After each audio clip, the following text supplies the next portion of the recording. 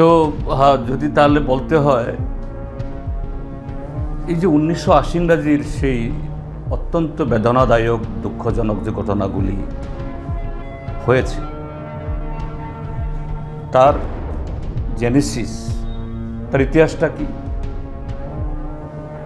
ত্রিপুরাজ্যের মধ্যে গণতান্ত্রিক আন্দোলনের মধ্যেই এবং বামপন্থী ফ্রন্ট সরকারের তার যে সদিচ্ছায় তার যে লড়াইয়ের যে ফসল হিসাবে এই রাজ্যে 1979 ইংরাজিতেই প্রথম স্বশাসিত জেলা পরিষদের যাত্রা শুরু হওয়ার কথা ছিল, সপ্তম তফসিল মোতাবেক। ষষ্ঠ তফসিল পরে হয়েছে। কে বাধা দিয়েছে? এই কংগ্রেস দল। স্লোগান কি ছিল? রক্ত দেব, এডিসি দেব না। 1980 ইংরাজির লোকসভাতে এই কংগ্রেস দলের স্লোগান কি ছিল? আমাকে ভোট দিন, সাংসদ বানিয়ে দিল্লিতে পাঠান, দিল্লিতে গিয়ে আমি এই স্বশাসিত জেলা পরিষদ যে ভারত সরকার সংবিধান সংশোধন করে পাশ করেছে এটাকে খারিজ করবে। আবার সেই সময়ে যারা ষষ্ঠ তফসিলের দাবিদার, 4 দফা আন্দোলনের শরিক ত্রিপুরা উপজাতি যুব সমিতি,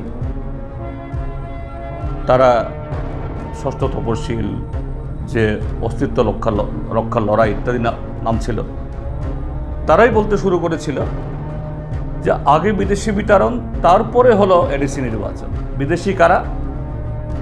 1949 ইংরাজির 15ই অক্টোবর থেকে যারা এসছে সবাই বিদেশি এবং তাদের সন্তান সন্ততি নাতিপুতি সবাই বিদেশি।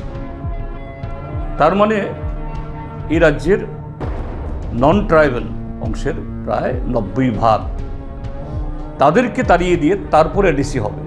তাহলে যদি নন ট্রাইবাল 90%কে যদি ত্রিপুরা থেকে বিতরণ করা হয় তাহলে এডিসির প্রয়োজনটা কি? তখন তো ট্রাইবালই তো সংখ্যাগরিষ্ঠ। কে মদত জুগিয়েছে? কে ইন্ধন দিয়েছে? এবং সেই টিউজেসের সাথে কারা আতাত করেছে 83 সাল থেকে? এর আগে অপ্রকাশ্য ছিল, 83 সাল থেকে প্রকাশ্য। আর তারা যে টিএনবি সন্ত্রাসবাদী দল তৈরি করেছিল তাদের সাথে 1988-তে এই গোপন চুক্তি করে কারা এই জোট সরকার তৈরি করেছিল? কাজী সুদীপবাবু যেহেতু বলেছেন, আমাকে বলতে বাধ্য, এই বলতে আমরা বাধ্য, কাজে ইতিহাস থেকে তারা এগুলো একটু শিখুক। ইতিহাস বোধে ভুলে গেছেন, ত্রিপুরার মানুষ এগুলো জানে। এইভাবেই একটা মানে কি বলে উদ্দেশ্যহীনভাবে ডিল ছড়িয়ে মারলে পরে প্রকৃত সত্য ইতিহাসকে তুলে ধরা হয় না, যে এই রাজ্যে সন্ত্রাসবাদ এবং সাম্প্রদায়িক রাজনীতি কারা ইন্ধন জুগিয়েছে, কারা মদত দিয়েছে, এবং সেই টিউজেস দল কোথায় জন্ম নিয়েছে? এই বিভু কুমারী দেবী, কিরিট বিক্রমাণিক্য বাহাদুর, তারা সেদিন কংগ্রেসের নেতা নেত্রী। কিরিট বিক্রমাণিক্য বাহাদুর প্রয়াত, তিনি ছিলেন কংগ্রেসের এমপি। তার ঘরে টিউজেসের জন্ম। কে না জানে এগুলো? কাজে সাম্প্রদায়িকতার কথা বলে কাকে বোঝাতে চেষ্টা করছেন?